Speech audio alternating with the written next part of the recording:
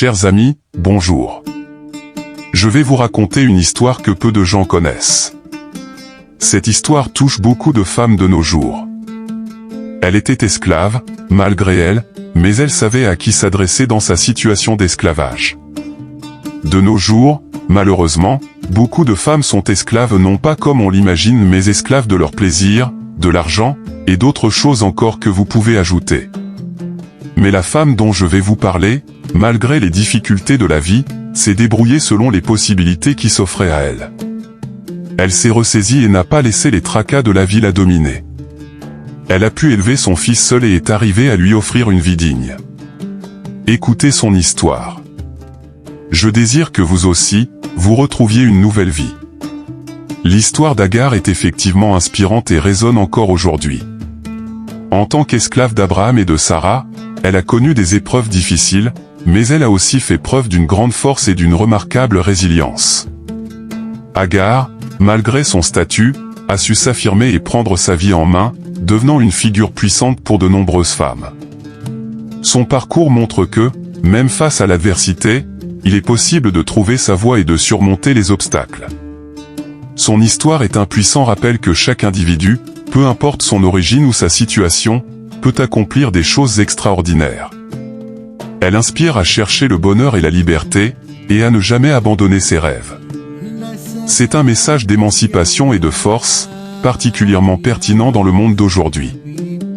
Au départ, Agar se retrouve dans une maison riche, mais elle est traitée comme une simple propriété. Bien qu'elle porte l'enfant d'Abraham, son statut d'esclave la prive de dignité. La rivalité entre Sarah et Agar s'intensifie, et Agar se voit obligée de fuir. Dans son désespoir, elle se retrouve dans le désert, seule et sans protection. C'est à ce moment critique qu'Agar, accablée par la souffrance et l'angoisse, élève sa voix vers Dieu. Elle crie pour son enfant, Ismaël, qui est en danger.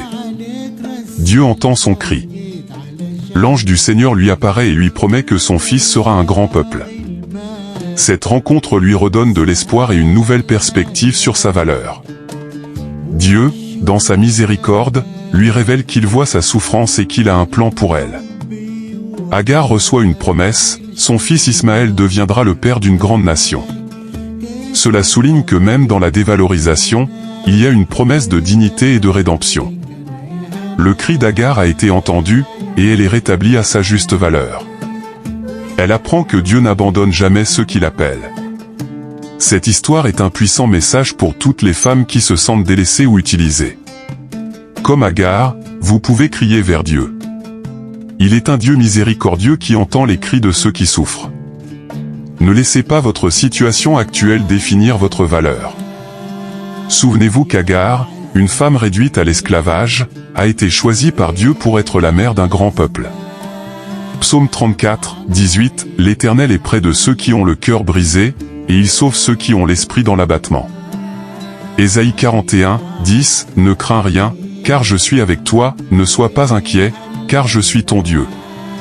Je te fortifie, je viens à ton secours, je te soutiens de ma droite triomphante. Matthieu 7h7, demandez, et l'on vous donnera, cherchez, et vous trouverez, frappez, et l'on vous ouvrira. L'histoire d'Agar est une histoire de résilience, de lutte et de victoire.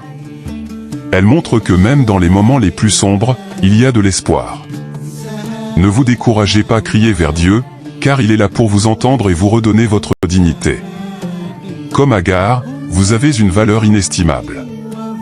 Élevez-vous, criez et sachez que Dieu est à vos côtés.